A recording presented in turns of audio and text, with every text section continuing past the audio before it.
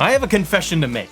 I'm a little obsessed right now with figuring out who John Cena's final opponents will be. We know he's got Clash in Paris with Logan Paul. From there are 6 dates that have been announced that take us from post-Clash in Paris all the way to the retirement match in December. We're gonna look at each of these 6 options to discuss what could John Cena's potential final matches, final opponents could really be, and some things we hope will happen. My name is Matt, welcome to Assemble. Do me a favor guys though if you can, because I look at the stats and over 50% of you do check out the videos, but you don't hit that sub button. It goes a long way to help support us. September 5th, Smackdown, Chicago. John Cena makes an appearance. Will it be a match? Will it be a promo? See, we can't rule out these Smackdown Raw dates because they could just be promos, but we have 6 dates left. We don't have time to just do a 20-minute John Cena segment where just nothing happens. 2 options here that I think could happen. Promo and Brock Lesnar shows up. It's Chicago, you're gonna have a hot crowd, you gotta do something with Cena there. For a match on SmackDown though, if it's not a promo segment, confrontation with Brock Lesnar, could there be a match? I really don't see anybody that they just wanna throw on TV with Cena. So I'm gonna say that September 15th,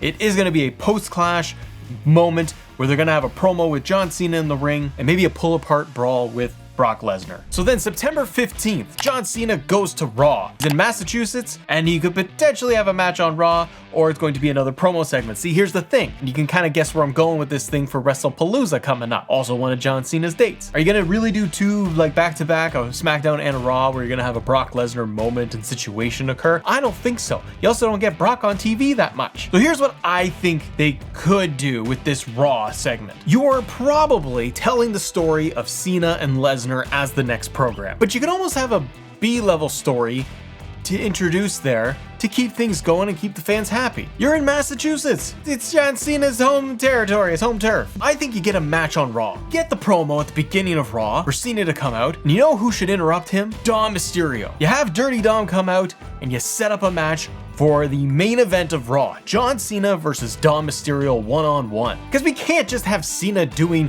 nothing but these PLEs. You gotta utilize the Raws and Smackdowns you got left. And you're certainly not gonna blow off Dom and Cena in a 2-month build or anything like that, or a retirement match. Let's get this thing done. Dom doesn't have to win, but let's see the match. Let's have that match. And again, if you're building to Brock and Cena, you could still have that looming in the background. Why not have a Dom versus John Cena main event Raw, one time only, and Brock Lesnar gets involved towards the end? Heck, you could even have, they won't do this, but you could have that match on Raw, and you could have Brock come out, interfere, F5, and Dom Mysterio beats Cena to be able to add that feather to his cap. But let's move on here to the 3rd date, because we're going to Indianapolis. And we're gonna go to WrestlePalooza. John Cena is advertised for this September 20th. They're going head to head with AEW, and they're gonna pull out all the stops. And in one of John Cena's final matches, this seems to be where they're going to do Brock Lesnar versus John Cena. Should be for the very last time. Now, I'm not a big Brock fan in terms of, well, him coming back, because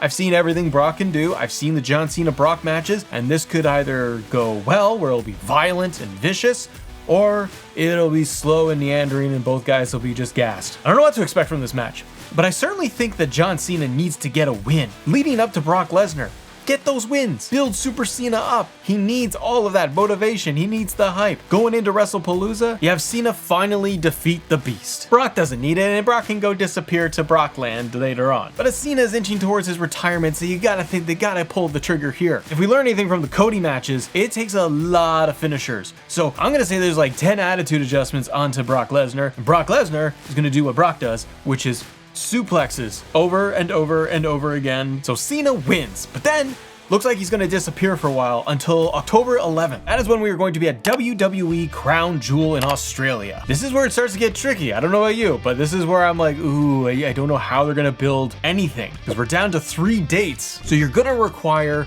the bad guy, whoever Cena's opponent will be, for the remaining dates to really carry the load. Unless, and it could totally happen, where WWE they add more dates. They could totally add more dates in between all of this. These are the confirmed dates we got, but that's a long time with no Cena announced. This is where I think we have Drew McIntyre. Now, Drew is mixing it up right now with Cody Rhodes. Drew's also been the cheerleader for Logan Paul, telling him to do whatever it takes to beat John Cena. He's circulating John Cena, and I think it would be a big mistake for WWE to not capitalize on a Drew Cena match. Even if it requires 3 weeks of Drew McIntyre doing the heavy lifting and doing all the build if Cena is not going to be around, because it is possible. Drew's doing that right now. Cody Rhodes is off TV, he's filming his movie, and you got Drew McIntyre leading this thing every single week without Cody being there. You could do almost the exact same thing. You could have Drew still building this program with Cody Rhodes, and meanwhile, he could still be intersecting himself with John Cena. And that way you could end up with Crown Jewel, Australia, a huge big time moment where Drew finally gets his hands on John Cena. Now I would love it if Drew McIntyre was the retirement opponent for John Cena. Drew, I feel like he needs it. I'm glad that Drew is in the title scene right now with Cody, believe me. But he needs more. Coming off of CM Punk, I felt like Drew had all this momentum, and then after that, it's just nothing. And so I think it's an accolade he does need. Could he win in Australia? He very well could. Cena doesn't have to go on a perfect win streak to the very end. He can have ups and downs, and that's what would make it interesting. So I think you could have, in Australia, Drew McIntyre, John Cena. Win or lose? Well, comment below and tell me what you think. Now, after Australia, we have to wait until November 29th for Survivor Series. This one in San Diego, I'm really not sure what they would want to do. Do you put John Cena in a War Games match? If he does that, why is he in a War Games match? The only War Games match that I see tentatively doing, WWE doing, right now is going to be the team of The Vision, possibly adding Gunther, versus Team Dysfunctional Yeet Man of LA Knight, CM Punk, Jey Uso, and Roman Reigns. But if Roman wasn't around for Survivor Series, which would be odd, and he fits in the storyline right now, you could put John Cena in there as an elective, but he has nothing to do with The Vision and any of those guys. And so what would be the other War Games match for the men if it isn't a Vision War Games? I really don't know. Cody, Cena, two other faces versus Drew, Logan Paul. Well, Randy, you could do 3. There's Randy. Then Jelly Roll, so there's 4 versus Drew. Look at this. This is like a WWE 2K War Games.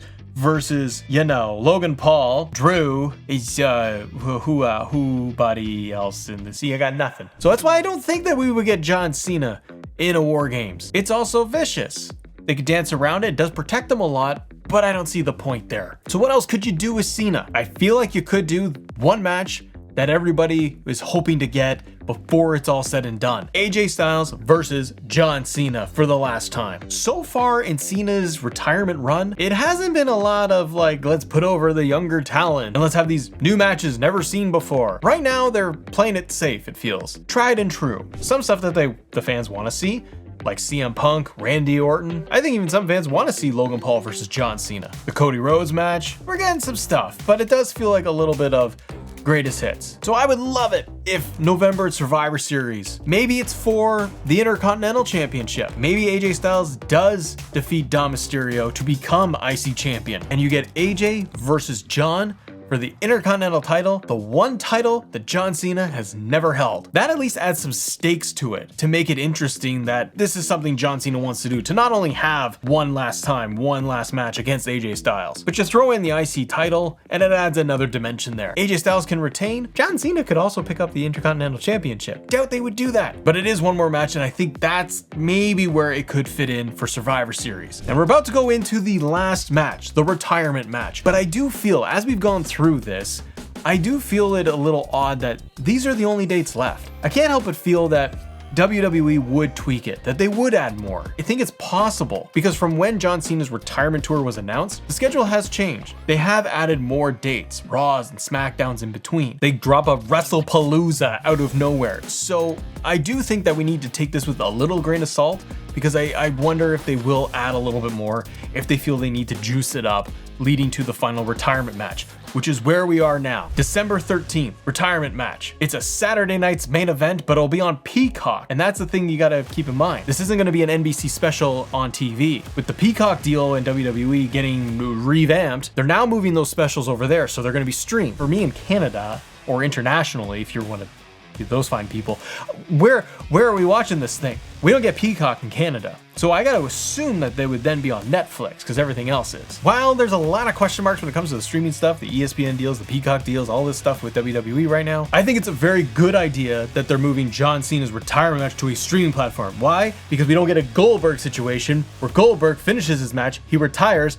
gets on the microphone, and it's cut. because it's just network time. It's 10 o'clock, you gotta go. The news is on. I don't think they can do that to John Cena. I think you gotta let John Cena have his giant farewell. But who? Who does John Cena go up against for the retirement? With so few dates, and I don't think that as we've gone through one by one, I don't think that they want to burn them by having repeat matches. You don't want to do the retirement to be the same opponent as Survivor Series or Crown or WrestlePalooza with Brock. It seems like it needs to be a different opponent. So we have some options, but by the end, I need you to stick with me because we might talk about how we could revamp some of these opponents based on who could be the retirement opponent. Okay, the first name is going to be Gunther. I think it's on everybody's list. Every dummy YouTuber like me is sitting around saying Gunther's gonna retire John Cena. Very well could happen. I think it's almost cliche because he retired Goldberg on a Saturday Night's Main Event special. I don't really love it. Like, I see it, I get it, I can see it working, and I could see John Cena winning or losing, and Gunther adding that to his resume, and WWE and Triple H, they love Gunther. I get it. And I have no doubt that the match would be solid,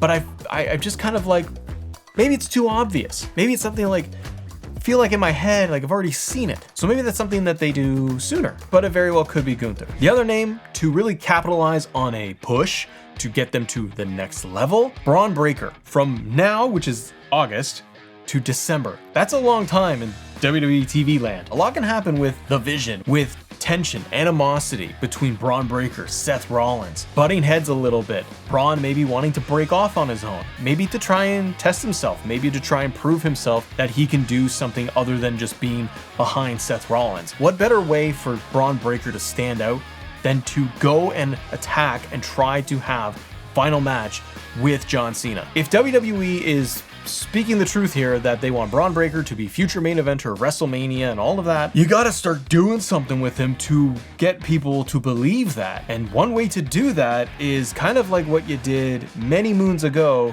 with somebody named Randy Orton. Randy was super young, he won the championship, he was part of Evolution, he became the Legend Killer and took out a lot of legends, solidifying himself as a big main eventer. Braun Breaker can take cues from that. WWE Creative can take cues from that. Braun steps out of the shadow of the Vision of Seth Rollins, and maybe Seth still has the world title at that point, you never know. If he does, what the heck is Braun Breaker doing then? He can't just be the background character. You could have Braun Breaker be the one to retire John Cena with a massive spear, multiple spears. Build the spear. Take Braun Breaker's spear, as deadly as it is and as awesome as it is, build it up even further as this devastating weapon. Have Paul Heyman talk it up for months and months. Even build it in the background. Paul Heyman does a good job of this in the promos, where he will name drop Roman Reigns, the tribal chief. He'll name drop Steiner. He'll do certain things that might be little Easter eggs. And I would love it if Paul Heyman started doing that with Cena and relating it to Braun Breaker. That would be Breaker's big moment in my opinion. You can also then super shoot him off if you really wanted to have Braun Breaker beat John Cena in December and then goes to win the Royal Rumble. What are other possible names though? I would love a Carmelo Hayes, but he's so wrapped up in The Miz, and several months from then, I don't see him being at that level. The other name I had was going to be Edge. Rated R Superstar returns. He finishes up with AEW, he wraps things up with Christian. What else is there for Cope to be able to do in AEW? Not sure. And there has been reports, or rumors anyways, on the internet that Adam Copeland's contract with AEW would be coming up around the October season. And if he's done, WWE really, especially nowadays, TKO era, they really love to get the big pop, the ratings boost for these PLEs, for these big shows. If you're going to have John Cena's retirement match on Peacock for that exclusivity, and you treat it like a pay-per-view, like a PLE, Edge could make a return and have the retirement match with John Cena. John Cena could still go out on top. Edge could come back for one time only just to have the retirement match. One of John Cena's biggest opponents of his entire career. And that way, when you look back, you've then checked off the list in a big way of Cena's biggest opponents, from Punk, Edge, Randy Orton, the ones that really stand out in his past, AJ Styles, so that you have a really nice catalog of matches. So let's say it's Edge. I don't know if it really would be, but for nostalgia, I think it'd be kind of fun. You could then, as I said earlier, you stay this long, you could then bump the other matches around a little bit and play with it. If they figured out that it's Braun Breaker or it's going to be Edge for the final retirement match, Gunther and AJ, they could get slotted in or moved up a bit. Gunther at Survivor Series, Crown Jewel Australia, AJ Styles. That way you've covered just about everything. But I am curious how they finish it. Does John Cena win or lose regardless of the opponent? I think John is more the traditionalist in that he takes the loss. He goes out on his back, he stares up at the lights, and it's all over. Because he's gonna get the huge ovation, and it's gonna go on for a long time like a WrestleMania. And if we take Edge out of it right now, because I think that's far-fetched, he's not on the roster. If I had Gunther and I had Braun Breaker, I would give it to Braun Breaker. If those are my two picks, give it to Breaker, shoot him to the moon, give us a new main eventer on his own with Paul Heyman as the mouthpiece. Guy who retired John Cena. If Breaker is going to be your main event of WrestleMania for the next 5-10 years, that's the plan, that's what you want. But the main event star, the next generation of main eventers, he needs something in his catalog to refer back to go back in 5 years, 10 years, that he's the guy that retired John Cena. So do the thing you gotta do. Comment below and tell me who do you think is going to retire Cena and who the final opponents will be. For more WWE topics, click this video right here. Thank you so much for watching. Subscribe to the channel if you can. Have a great day. See ya.